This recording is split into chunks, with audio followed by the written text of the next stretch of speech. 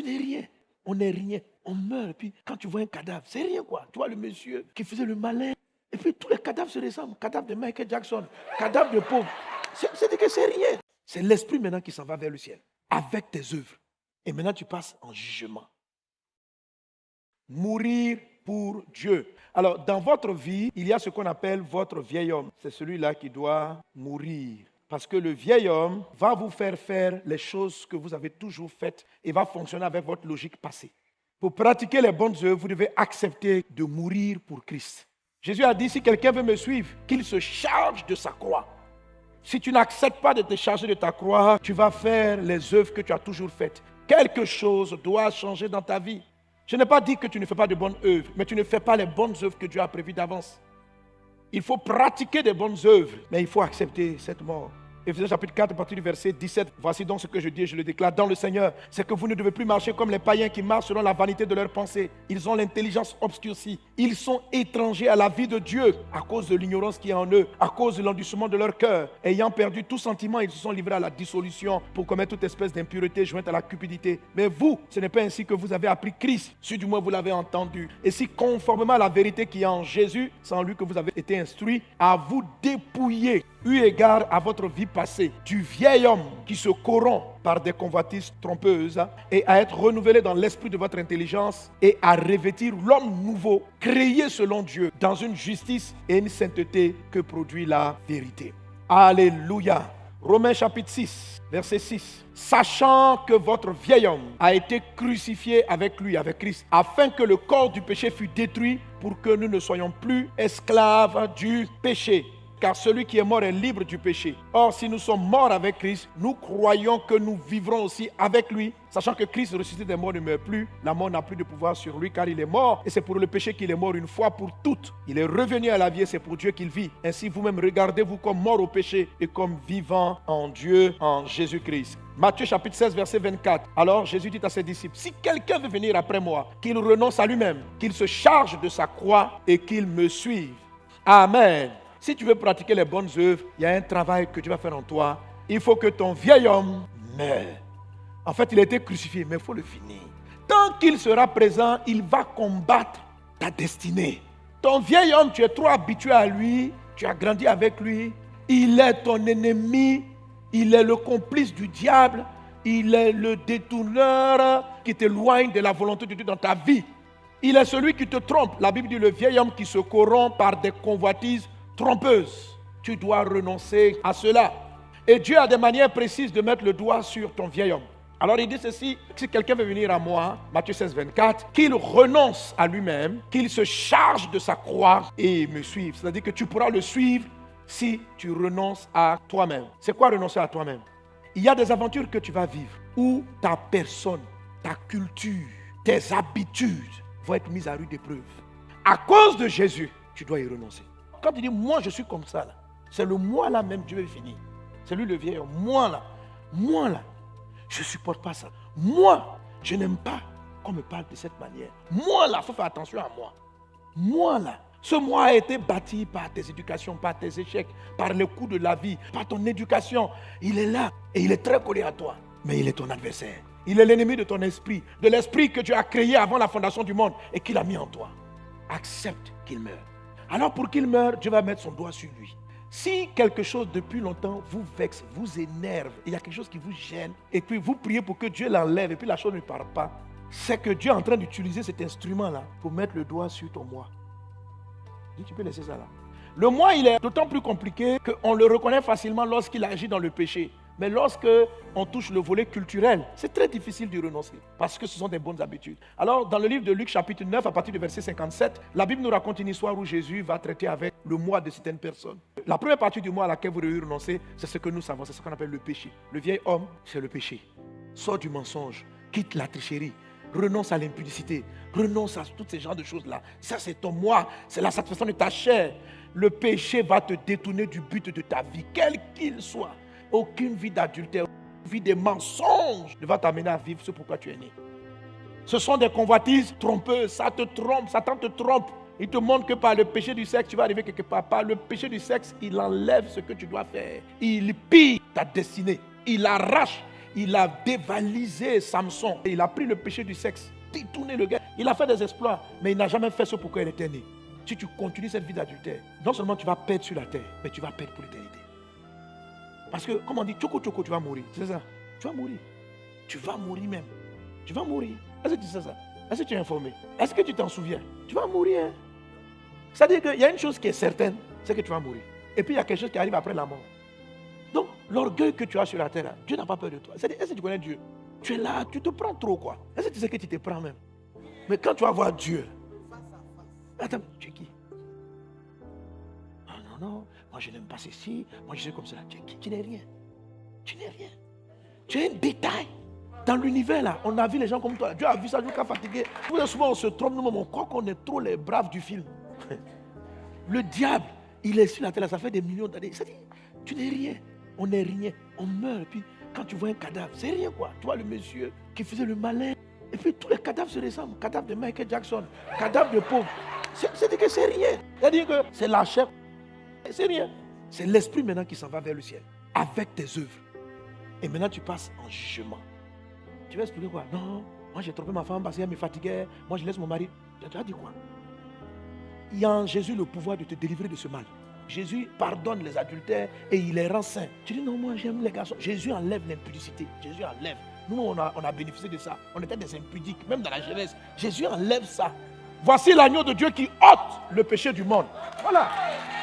Il enlève le péché. Il change ta vie. Tu as un problème avec la masturbation, il te fait sortir de cela. Le mec me pose la question, mais pasteur, comment on sort de la masturbation? Il y a beaucoup de gens qui vivent ça. Comment on en sort? En fait, il ne faut pas lutter l'acte. C'est l'esprit de l'acte qui est le péché. Il faut tuer la pensée qui précède l'acte de masturbation. La Bible dit, si tu regardes une femme dans tes pensées pour commettre l'adultère, tu as déjà commis l'adultère. Pour que quelqu'un tombe dans la masturbation, c'est parce qu'il a des pensées obscènes. C'est-à-dire que tu penses à des choses obscènes. Donc si tu veux arrêter la masturbation, c'est la pensée là qu'il faut tuer. Il faut l'amener à la croix, il faut l'amener devant Jésus. Il faut la trouver illégale. Il ne faut pas accepter en toi que j'ai envie d'avoir... Non, il faut tuer ça déjà. Jésus-Christ ôte et il faut traiter avec ça. C'est comme ça que tu crucifies ton vieil homme. Parce qu'il a le pouvoir. Tu dis, Jésus, transforme-moi. Il y a le mensonge dans ma vie, je suis hypocrite. Change-moi. L'hypocrisie est un péché, comme les autres. Je ne dis pas ce que je suis faux. Je n'honore pas mes paroles, je prends des engagements, je ne le fais pas. Je rentre dans les magasins, je dis, vends-moi ton pain, je vais payer ça en 3 mois. Je dépasse toujours les 3 mois. Tu es une menteuse, ma fille. Tu mens. Tu mens. Oui, c'est ça ton vieil homme. Parce que c'est une vieille habitude que tu avais. Tu ne payes pas tes dettes. Tu promets aux gens des choses que tu ne fais pas. Tu prends des engagements que tu n'honores pas. Tu dis aux gens, le mois prochain, je t'amène ça. Le mois prochain, pourquoi tu n'as pas honoré ta parole? Non, je n'ai pas l'argent. Ce n'est pas que tu n'as pas l'argent, tu as eu d'autres priorités. Au moment de rembourser, tu t'as dit, oh, c'est ma copine, je vais aller la voir. Arrête ce mensonge. Sors de ça. Si tu ne meurs pas, tu ne vas jamais appliquer les œuvres pour lesquelles Dieu t'a appelé. Ton vieil homme va les combattre. Il faut arrêter. Ce n'est pas chrétien, ce n'est pas de Dieu de prendre des engagements et de ne pas les honorer, de prendre des enveloppes, de dire je vais faire telle offrande et puis de ne jamais apporter ce que tu as dit, de promettre aux gens je te ferai ceci, tu ne le fais pas. Ce n'est pas de Dieu. Et il ne faut pas être là pour essayer d'expliquer ce genre de choses. Viens à la croix, charge-toi de ta croix, tue ce vieil homme, renonce à lui. Jésus n'est pas comme ça. Il faut arrêter. Il faut arrêter. Tu t'assois avec les gens et vous parlez mal de votre copine. Dieu n'est pas comme ça. Qu'est-ce que tu fais? Qu'est-ce que tu fais à t'asseoir et puis à dire du mal des autres? Tu es en train de pécher. Et d'où ça vient? Ça vient de ton vieil homme. Il faut que tu arrêtes. L'apôtre Paul dit, vous devez apprendre à vous dépouiller. Ça veut dire que malgré que tu es cru en Jésus là, le vieil homme là, il faut l'enlever. C'est ce qu'on appelle, il faut renoncer à toi-même. C'est parce que c'est toi qui es devenu comme ça. Quand les gens te demandent, la femme, attention, elle est critique. Et c'est devenu une habitude. Tu aimes papoter, chuchoter. Tu aimes donner ton avis sur tout le monde. Il faut que tu arrêtes. C'est un péché. Ça va te conduire droit en enfer. Peu importe ton titre dans l'église. Le titre pastoral n'amène pas au ciel. Donc, la pratique des bonnes œuvres, là, ça commence par la pratique de la vraie vie chrétienne. Les bonnes œuvres, là, c'est la pratique de la bonne vie chrétienne. Ne pas mentir, ne pas tricher, ne pas voler, être quelqu'un d'honnête. Quand je dis je fais, quand je te promets, j'arrive, je fais ça.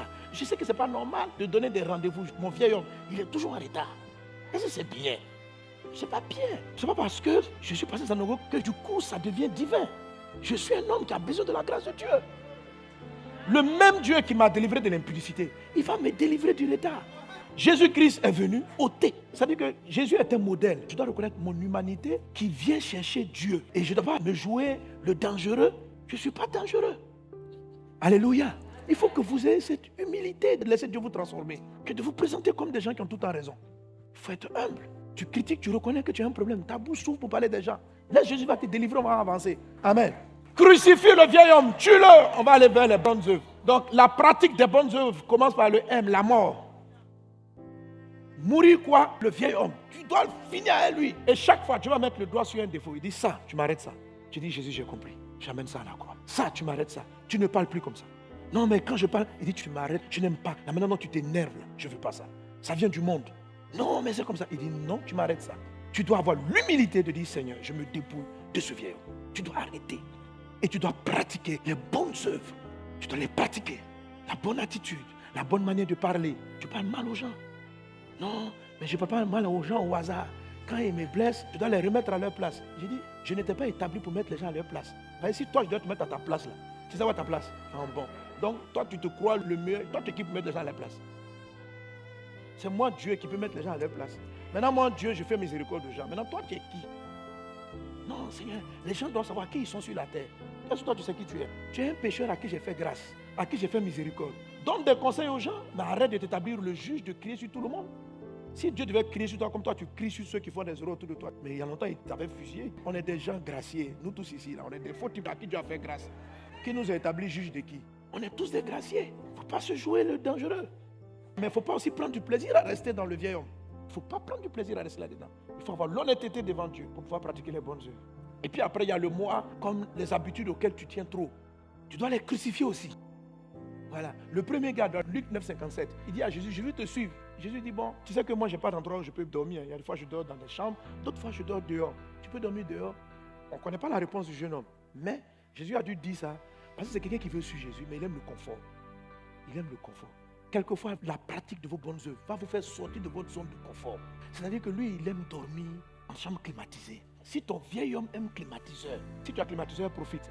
Mais si pour sauver quelqu'un qui est dans un endroit où il n'y a pas de climatiseur, tu dois y aller, vas-y. Il ne faut pas dire que non. Dieu te demande d'aller aider un pauvre qui est dans un endroit et il n'y a pas de climatiseur. Tu vas dire, ah, là-bas, il y a climatiseur. Ah, s'il n'y a pas de climatiseur, moi, je ne peux pas aller. Non. Au ciel, il y a plus que climatiseur. Jésus-Christ a laissé cela. Il est venu dormir dans nos conditions pour que nous soyons sauvés. Jésus l'a fait. Donc, si nous suivons Jésus-Christ, si nous avons de bonnes choses, gloire à Dieu. Mais si nous ne les avons pas, le confort ne doit pas être un frein à aimer les autres et à les aider. Alléluia. Tu dois crucifier à vouloir à ce que toutes les choses soient correctes, que tu sois à l'aise avant de faire des bonnes œuvres. Non, non, non, non, non, non. Si tu as les conditions, fais. Si tu ne les as pas, continue de faire. Elles ne doivent jamais conditionner tes bonnes actions. Vous devez mourir au vieil homme. La deuxième personne qui voulait suivre Jésus, il dit, son papa est décédé. Donc Jésus dit, toi, suis-moi. Il dit, ah Jésus, il n'y a pas de problème. Vraiment, je te suivrai. Mais mon père est décédé. Je vais aller l'enterrer. Jésus lui a dit une phrase, frère, c'est vexant. Laisse les morts, enterrer leurs morts. Et toi, va annoncer le royaume de Dieu. C'est-à-dire, lui là, je crois que Jésus a fait ça parce qu'il devait être trop fragile émotionnellement. Vous savez, pour une raison comme ça, beaucoup auraient quitté l'église. Jésus, mon père est décédé. Tu ne me dis pas, Yaco. Tu ne dis même pas, regardez mon fils là. Vraiment, comme on doit aller faire la mission, mon fils, je ne peux pas venir, mais Jean, Pierre, accompagne-le, il va aller enterrer son papa, et puis après, il va nous rejoindre dans la prochaine ville. Jésus dit, toi, viens, on va aller en mission. Il vient dire à Jésus, Jésus, mon papa est décédé. Je vais venir, mais je vais aller d'abord l'enterrer, et puis après, je reviens. Jésus lui dit, laisse les morts, enterrer leurs morts, et toi, va annoncer. Même pas une consolation. Jésus, moi, je pensais que tu étais l'amour. Moi, je me retrouve, bon. Ce sont mes morts, non. Nos morts, on n'a qu'à entrer nos morts. Moi, je cherche les morts, c'est bon. Là, il faut partir. Votre moi, c'est souvent vos attachements émotionnels. Ça vous fatigue. Quand tu arrives à vaincre ce côté-là, les gens ne pourront plus te vexer. Faire du bien aux gens va attaquer vos âmes. Il y a des gens, vous allez aider, ils vont vous planter le couteau dans le dos. Il faut à un moment donné que sur le plan émotionnel, vous soyez détaché.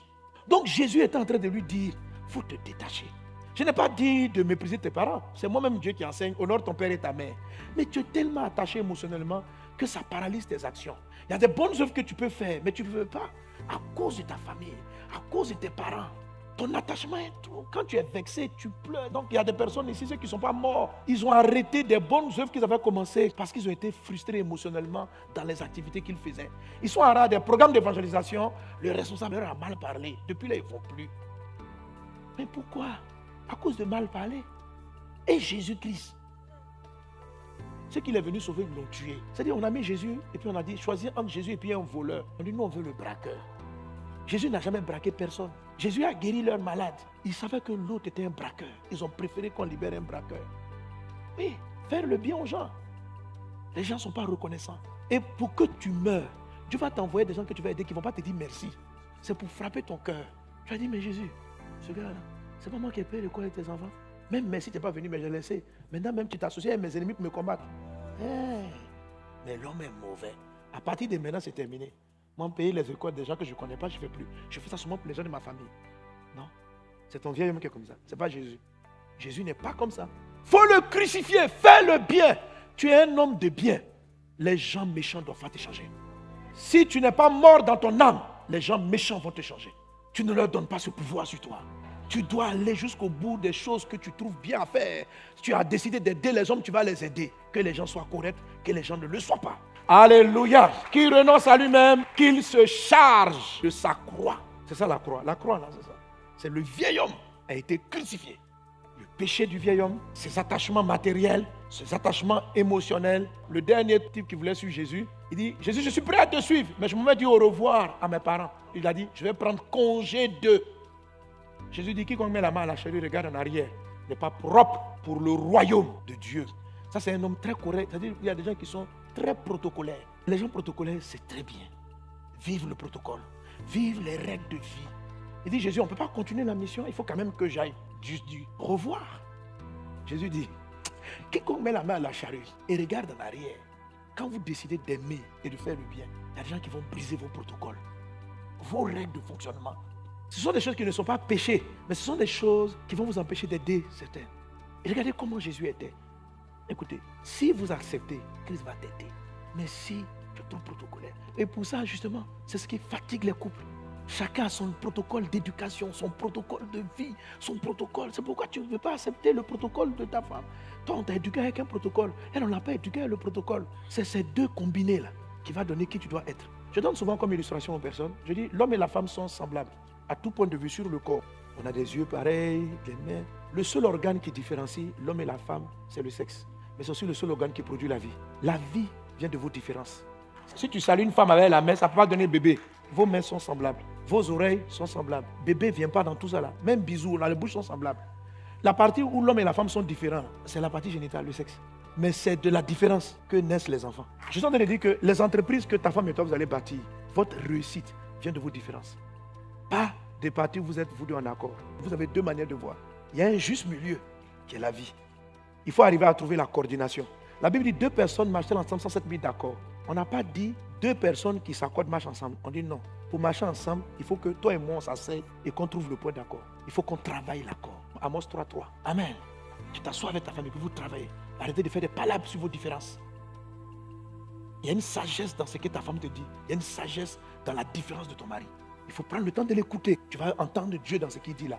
Il faut prendre le temps d'écouter la différence de ta femme. Tu vas voir que Dieu est dedans aussi. Vous dites, mais c'est trop compliqué. Patientez et puis observez. Si vous ne faites pas palabre encore, attendez encore. Le jour où vous êtes prêt, vous revenez sur le sujet. D'ici que vous avez choisi le point final, avant la fin du point final, le point d'accord, c'est la proposition du mari qui tient d'abord. C'est-à-dire que si par exemple dans la chambre des finances, vous n'êtes pas d'accord, madame, il ne faut pas tuer ton désaccord. Mais il faut que vous les exposez calmement, sans colère. Moi, je veux que mes enfants soient dans telle école, toi, tu veux qu'ils soient comme ça. Moi, je suis prêt à dépenser beaucoup pour leur école, toi, tu es prêt à dépenser parce que tu dis que ce n'est pas ça l'essentiel. Ok, c'est 2 points qui ont l'air opposés. Mais il y a une vie dans ce qui semble contraire. Il faut juste être calme. Alléluia. Vous savez, quand on force le sexe opposé, là, ça s'appelle viol. Il ne faut pas violer la conscience de ton conjoint. Va doucement. La vie va sortir. Amen. Mais d'ici que vous décidez, l'homme est le chef. C'est-à-dire, pour le moment, là, on prend un peu sa route jusqu'à ce que... Mais le mari, même en avançant, il doit savoir que sa femme ne le comprend pas. Et il doit toujours chercher à trouver le point d'accord. Et avec l'aide de Dieu, vous allez trouver le point d'accord. Mais quand vous allez trouver votre point d'accord sur votre combinaison financière, votre combinaison gestion des enfants, votre combinaison gestion de l'héritage, les combinaisons sont diverses et variées par couple. On n'a pas de même règle commune. Vous pouvez tomber d'accord que madame, c'est toi qui paye la maison, moi je paye l'eau. Moi, mon style, je n'aime même pas que ma femme passe à quelque chose. Ça, c'est moi. Ça, c'est mon point d'accord. Voilà. Il y en a leur point d'accord. Tu amènes, nous amenons, on fait 1 + 1, et puis on partage en 2. Il y en a qui sont comme ça. Mon truc, GG. Amen. Et puis, elle prend son argent et puis elle Elle embellit le système. Amen. Mais je n'ai pas besoin de lui dire parce qu'il y a beaucoup de choses qu'elle me prend pour gérer. Moi, mais je ne suis même pas au courant. Mais voilà, je ne peux pas me dire, ça c'est moi, ça c'est moi. J'aime ça, ça c'est moi. Mais ce n'est pas toi. Je veux dire, deux couples ont des points d'accord différents. Il y en a qui estiment qu'on doit apporter à part égale parce qu'on travaille à part égale. Madame gagne plus que l'autre. Quel que soit, si madame gagne plus que le mari, ce n'est pas un problème. Il faut juste vous asseoir pour trouver votre point. L'élément commun, vous deux, vous êtes à l'aise. Et une fois que vous trouvez ça, le bonheur va venir. Tu es béni au nom de Jésus. Est-ce qu'on est ensemble?